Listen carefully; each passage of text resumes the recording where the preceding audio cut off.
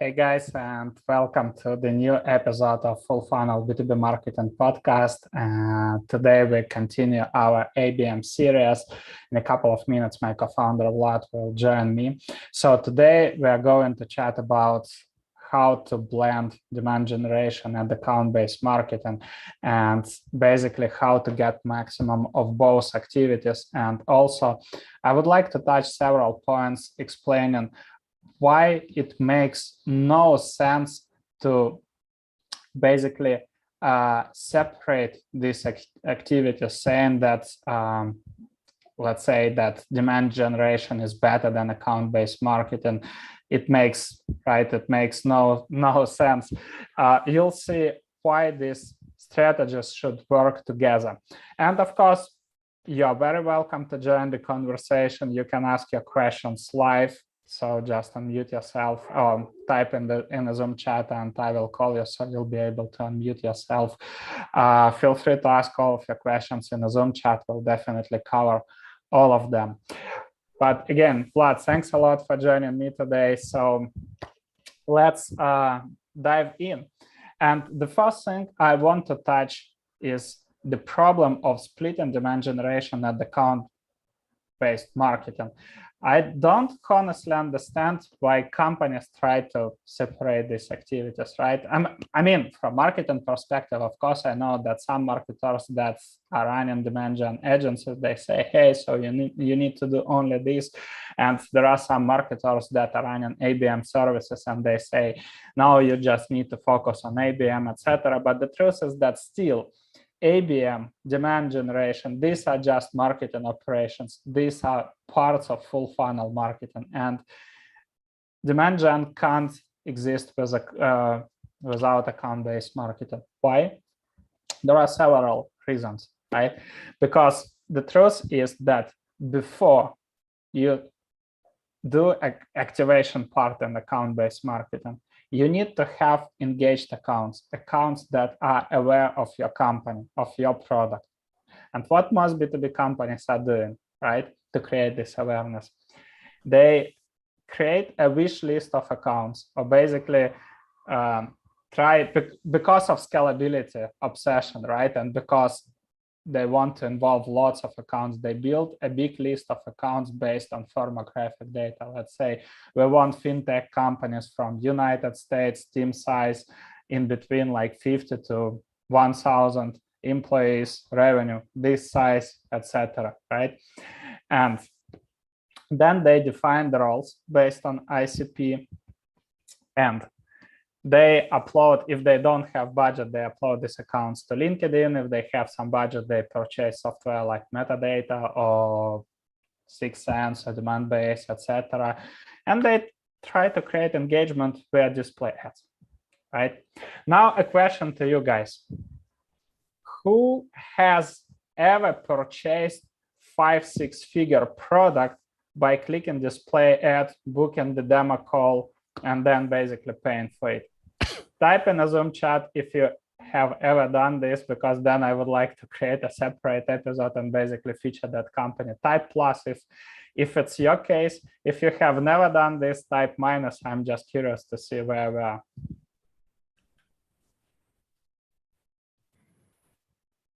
Didn't you buy Vlad? No, I'm afraid not. So again, guys, share with us if you have ever experienced this. Click in the display ad, go into landing page, and then purchasing 5-6 figure, let's say, tech product. Type plus if you did this. Not yet. Minus if you have never done this. And the problem here is that no one does that actually. Yes, indeed. And the problem is there is another problem. Clicking the display ad doesn't equal the intent, the buying intent, right? And it doesn't mean the awareness. The attention span is really low. So people can forget about your ad literally in a second, right? That's why we need to have a completely different approach. And when it comes to account-based marketing, we know this gradation, right?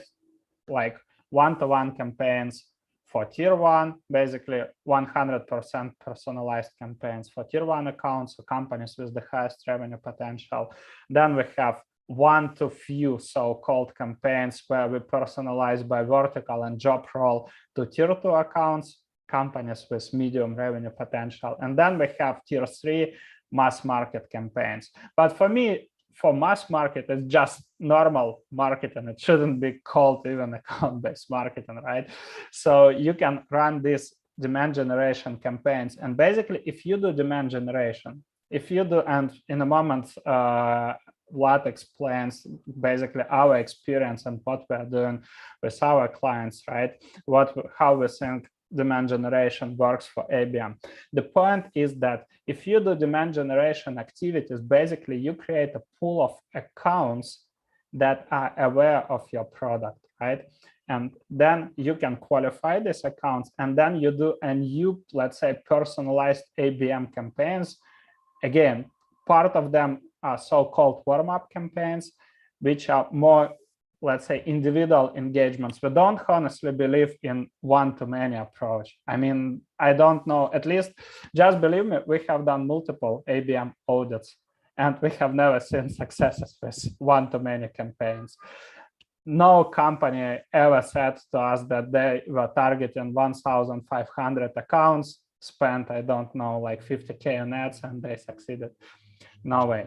So that's why we believe in one-to-one and one-to-few engagements. And it starts with warm-up, where you have a meaningful collaboration with the buying committee of target accounts. And then the next step is tracking account engagement, right? Making sure that this account passed through your engagement threshold. We'll also explain what this stands for. And then you do activation with sales team. This is the, let's say, the holistic approach and why demand gen and ABM should work together. Now let's cover the most important parts when it comes to demand generation, and probably Vlad, you can share what we are doing for us and for clients, right, in terms of demand gen. If you let me share the screen, haven't paid up. Just a second. Go ahead, please. Thank you. So let's put it up there. Your hourglass. I love this. So just to give you the context and the big picture and how it all works together, first we can talk about concrete, activities that we're doing. Some of them are also mentioned here, but we can talk about what kind of different roles do they have.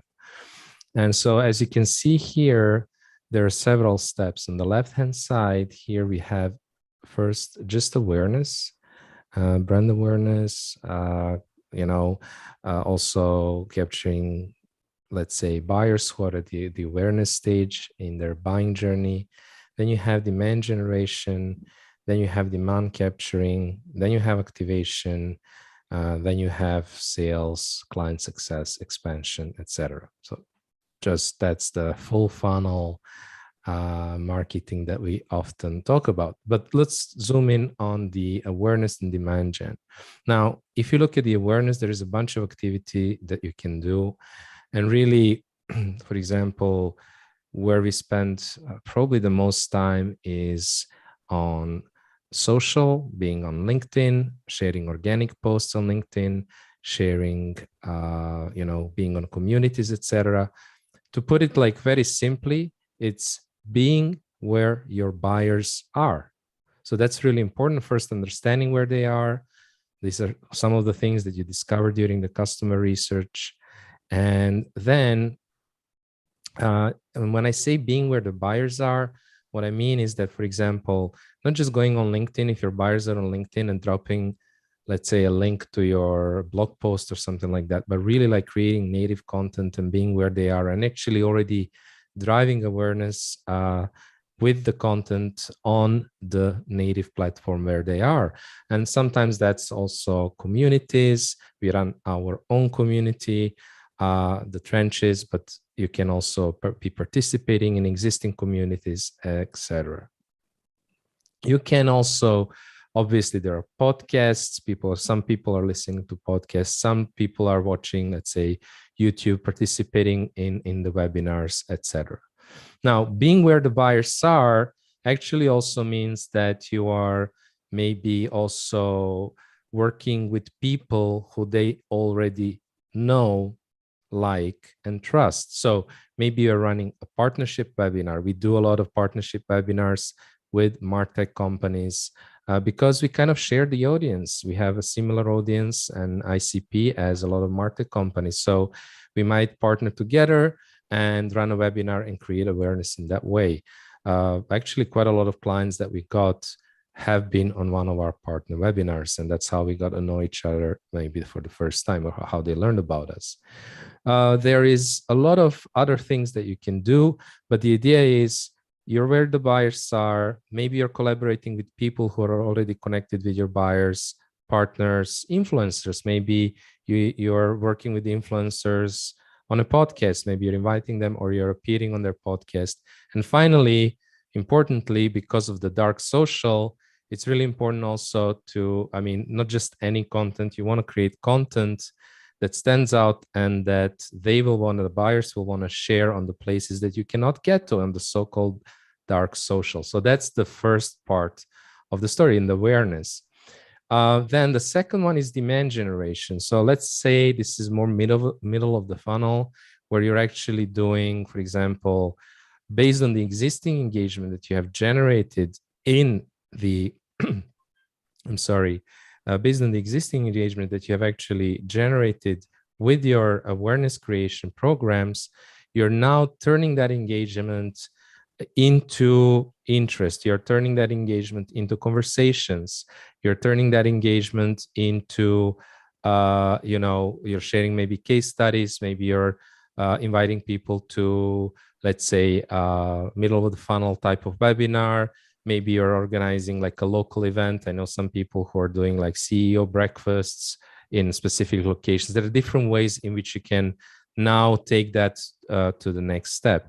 Now, what I wanted to explain as well, like specifically in the context of ABM, there is like two things to understand. The first thing is that what is the difference between, let's say, what we very often call warm-up programs, which is actually the next step here. It's like taking that demand that you have now generated. There is awareness. They know they're interested in a product like yours. They are maybe open to will. So what you're trying to do now is to start capturing that demand. And the way that you do this, what I want to say, what is the difference between let's say just demand generation and, for example, what we call warm-up programs? If you have been to our previous session, you know what we mean. Like we were sharing about ABM warm-up programs. Well, first of all, it is about targeting. So a lot of the demand gen programs are not as targeted as you would target your warm-up plays. So like Andre was explaining, you may have a very narrow target account list. Maybe on your list you have 50 accounts, maybe you have even 20 accounts. So what you want to do with warm-up plays and, let's say, account-based demand generation and capturing, you want to be very precise.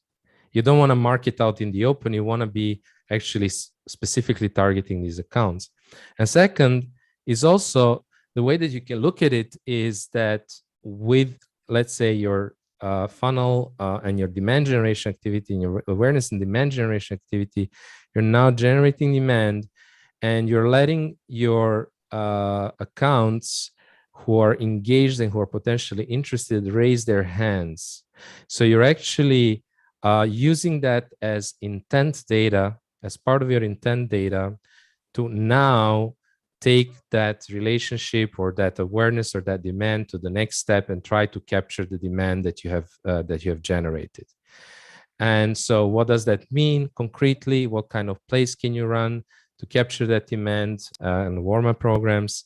Well, we discussed this. The favorite warm-up programs that we use are content co-creation with the buyers, like targeted events. We also use content distribution, proactive content distribution, and social engagement. So on social, for example, on LinkedIn, turning engagement into conversations, taking those conversations, maybe by proactively sharing, for example, case studies in Content Hub, seeing that there is an engagement and taking that to the next level. So basically what you do with is that you're using the demand to identify those accounts who are a demand generation, awareness first, and then demand generation, to identify those accounts who are potentially ready to take that next step to you, but you're not leaving that to chance, but you're actually doing it very proactively to start activating those accounts and capture the demand. And this is basically how the programs can be blended, right? You shouldn't separate them. Again, just to make it more practical, demand generation creates a pool of accounts that are already aware of you, of your product, that you can further qualify and add best ones to this, let's say, one-to-one or one-to-few collaborations and warms up. Let me share with you a precise example. So let me ask you a question, guys. Let's look at our intent data. For example, we have these are the companies that visited, let's say, our consultant page, or page where they can book a call with us. Let's look at this company, right? This company spent, we see the stats, they visited like some of our resources, consultant page, and they spent 1 hour and 27 minutes in total, right? They click different links, etc. And let's say I'm just opening LinkedIn and I'm searching for companies that fit our firmographic or whatever, right? Or I can open Sales Navigator now and type something like, I don't know, fintech companies, United States, target size, etc. Or let's say I see this company planner, right? I see that and I'm saying, what? Wow, this is a fantastic account. So I think that they fit our ICP. Let's involve them into our account-based marketing program.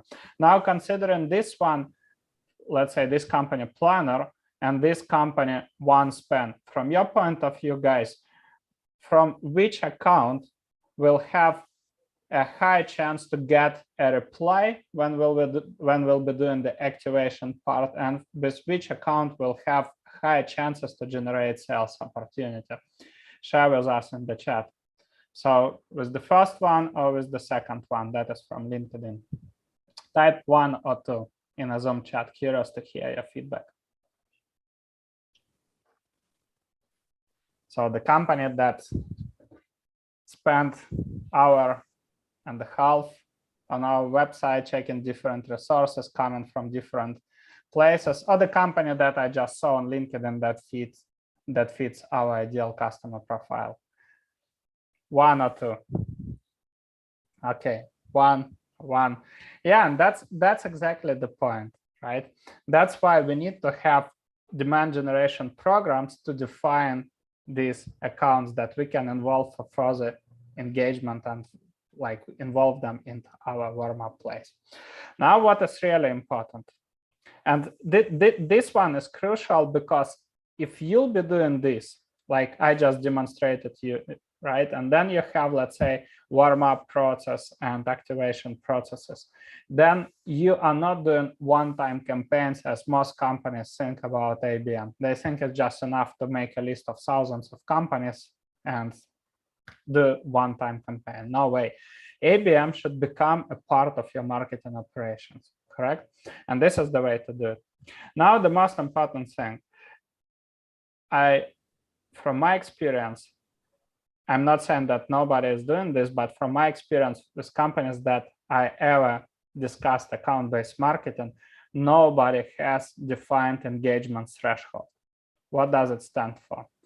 It means what should your target account do to be considered as an active account or engaged account? Again, as we discussed, right? Clicking display ad doesn't equal buying intent or engagement. It's just clicking the ad. That's really it. So in our case, just to give you a precise idea, right? It could be visiting consultants page, spend around 30 minutes reading our top case studies, And this could be done on our website. And as well, we have dedicated content hubs. One of them is account-based marketing content hub. So if in total they spend 30 minutes, for us, it's engagement threshold. We have also different points like webinar signups, or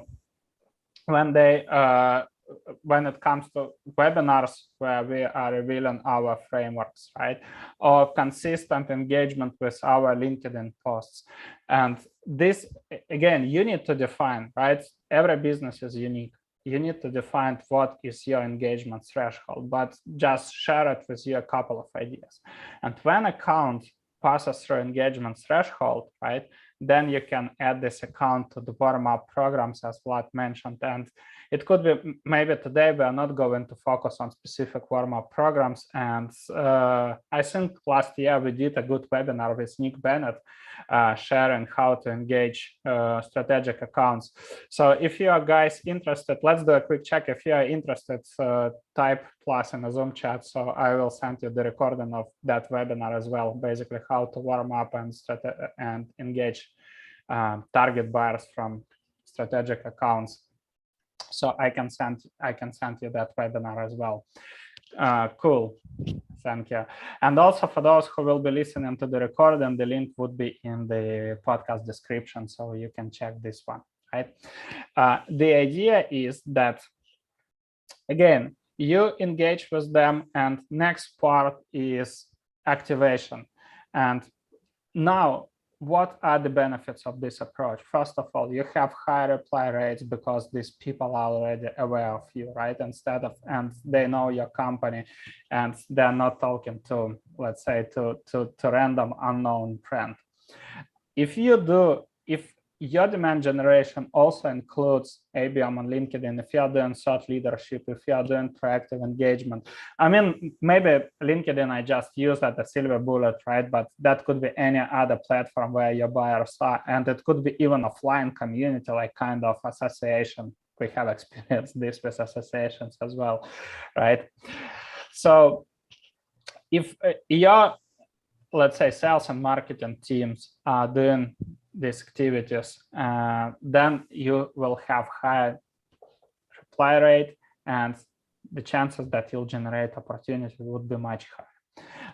Warm-up is basically where you dive deeply and do this activation. So what worked in the past for us, and I will just explain the difference, right? So on the top, you have for demand generation, for awareness, you can run live podcasts like this one, right? You joined us, you can ask questions, you engage with us, right? This like top, if we can call it top of the funnel or awareness event. Some of you know us, some of you don't know. And this is where basically we connect. It could be, distributing your pieces of content. It could be, again, thought leadership. It could be events offline, online, etc. So the warm-up is basically what we love to do. If, just to give you a precise example, when you have a pool of accounts, you can do, let's say, 1 to few webinars. When we started fullfunnel.io, what we did is basically we identified accounts that were engaged. After one of the programs, we partnered with one startup accelerator, right? And then we did a quick research with engaged accounts about their top marketing priorities and challenges. And the major part mentioned that their biggest problem is scaling, right? And basically growing outside their market. Most of these companies were located in Benelux region, Belgium, Netherlands, Luxembourg, right? And they had a good presence on local markets, but they were struggling to grow outside. So we asked a couple of additional questions, and based on this, we created a unique webinar where we shared the approach how to grow your business outside your local market. You leverage an account-based marketing and demand generation with Vlad. And one by one, we invited these target accounts. We chatted with executives. We invited where was possible. We invited marketers, and we partnered with one organization, right, that helped us as well to connect with these people. So as the result, if I'm correct, there were around 20 companies that signed up for the event, maybe less, but 20 people in total. And if I'm correct, we signed 4 contracts just because of that webinar. It wasn't just to make it sure, right? So to give you an idea what's happened next, we didn't pitch anything on the webinar. What we did is that we shared the framework with them that was aligned with their problem, right? The next step, we suggested that we can do debriefing sessions one-to-one, basically where we can explain how this specific framework can be applied for this company. And this is a kind of buying intent. And we told that they can book a call with us, right? And for all others, we created a content hub where we were able to track the content engagement. We added several case studies. And when we saw that people, again, spent more than 15 minutes reading these case studies, we reached out to this specific person and said, how did you like them? Any questions, right? If you're interested in applying this for a company, we can have this quick debriefing call. And after these debriefing calls, where we explained how this could be applied to a very specific company, right, and addressing all of their questions, we were able to sign the contract. So there wasn't like a silver bullet that we came, applied like a magic webinar script, chatted with people, and then basically pitched our service and signed the contracts. No way. But what I wanted to do, just to break it down, right? We did engagement in the beginning, then we defined engaged accounts and did additional research, right? Then we identified the biggest problem that these companies were facing. Next one, we created a unique program that we wanted to present during the webinar, and we invited these people and asked to share this with their marketing and sales teams. And again, it wasn't about volume, right? As I mentioned, I wasn't correct. So there were probably around 14 to 15 companies that signed up, and around 20 people in total, not a huge volume, right?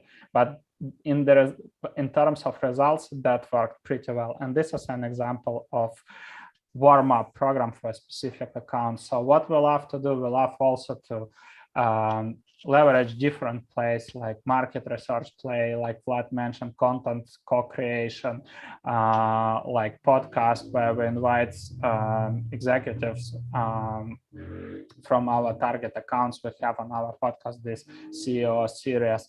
So these are different activities basically where you can have a meaningful interaction. And of course, we do LinkedIn. We know that our audience hangs out on LinkedIn. That's why I mentioned it, right? And we always do engagement with our target accounts, connecting with the buying committee, etc. And this is really important, right? So you see that on the top, it's always the demand generation. Then you do account qualification, you define the engaged accounts, and you add them to warm up and activation. This is how both programs working together. So Vlad, maybe you can share how to capture the demand. That would be really interesting. Absolutely. Let me just get this up. I was actually thinking of sharing a kind of a use case, which I think it's interesting to see the interplay between the demand, well, awareness creation, demand generation, activation, and all of that. So just sharing this quick use case was also a nice story, I think. We did while actually on our B2B marketing, full funnel B2B marketing summit, we had a session with Andy Callaghan. And during that session, we decided to do something different. Instead of just, sharing the experience, sharing some theory, sharing some slides, we decided to actually do a live campaign. And you could say we got lucky, maybe we did the right things, but we actually closed an opportunity or generated an opportunity, let's say in under 50 minutes during that session live. And so I just wanted to walk you through the different steps. So you see like what we have just explained to you, how this maps into concrete steps and how the different things work one with the other. Now, the first thing we did is we actually went, and what Andre just showed you, he opened Albatross, the tool that we're using to identify who is visiting our website.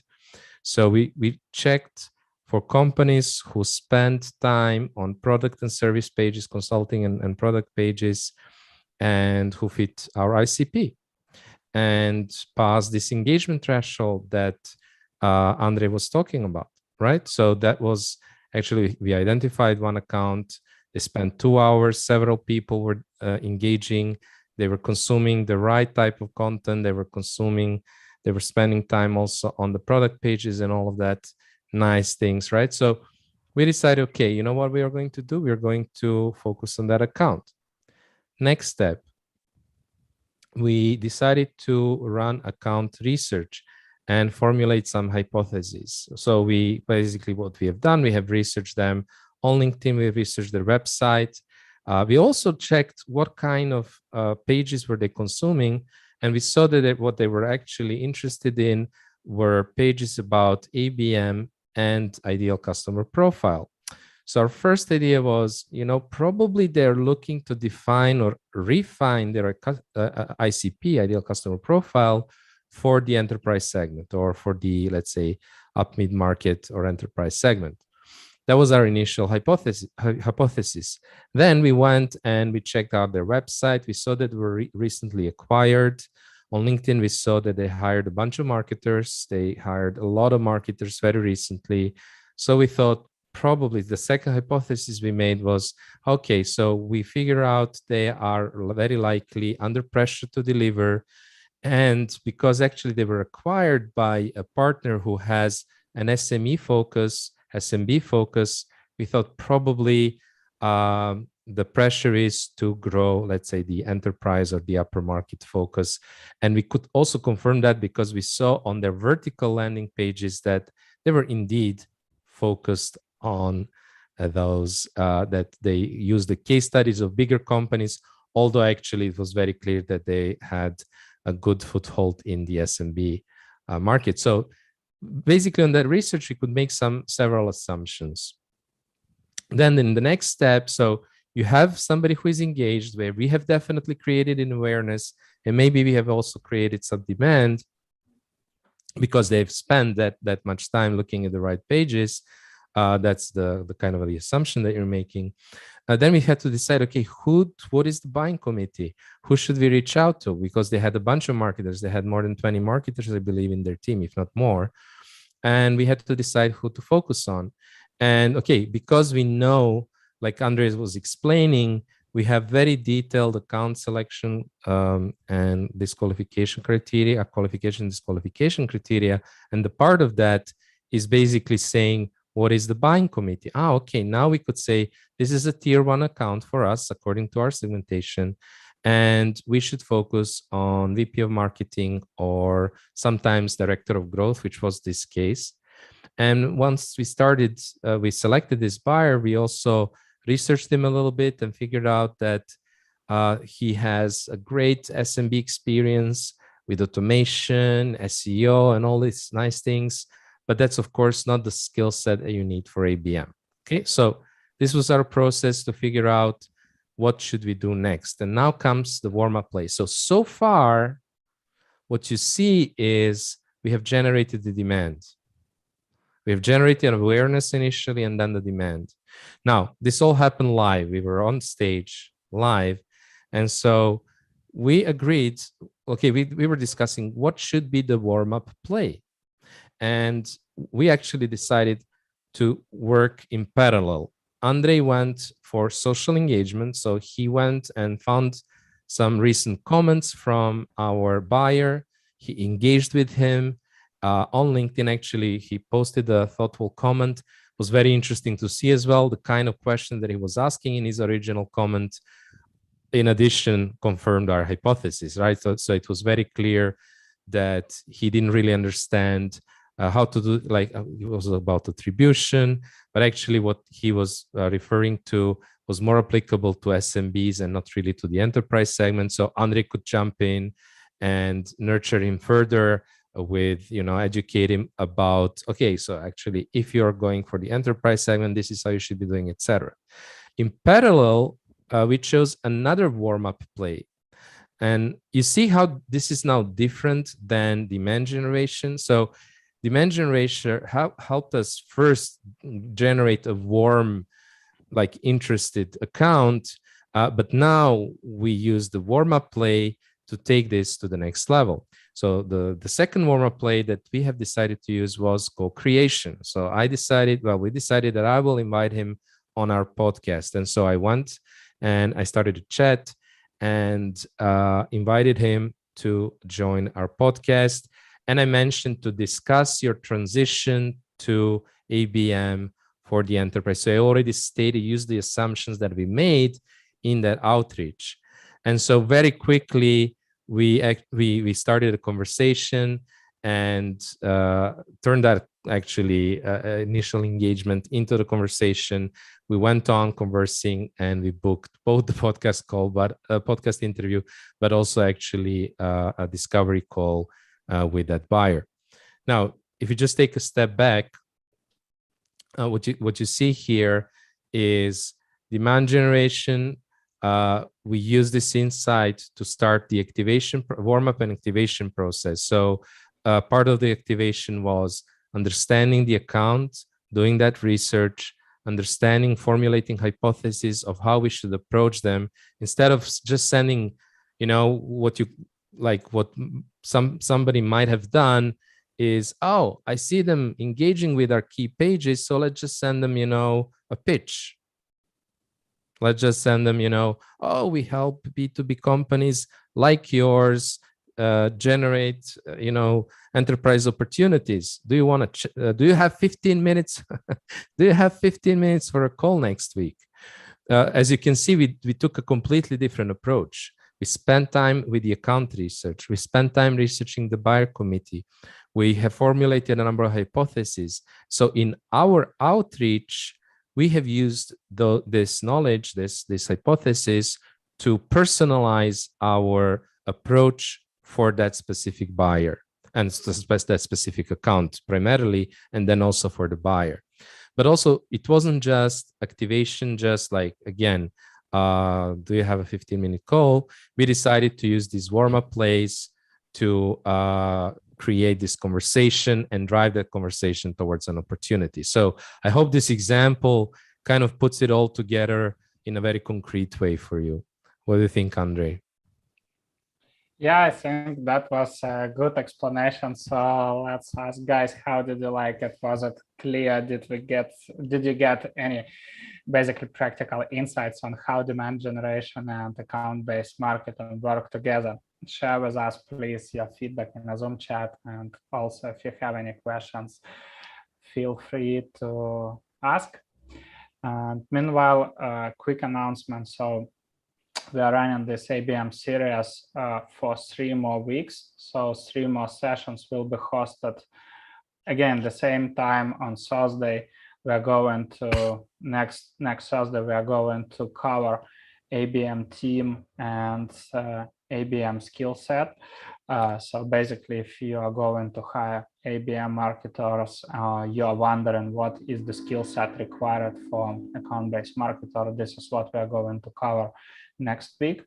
Then we want to touch measuring account-based marketing, because this is something that lots of companies are messing up, right, and making mistakes, having no idea how to basically measure account-based marketing the right way. And the biggest mistake is that when they are running pilot campaigns, when they are doing account-based marketing for the first time, they are making decisions too fast about what works and what doesn't. And ABM, of course, is not a silver bullet. It can drastically decrease your sales cycle.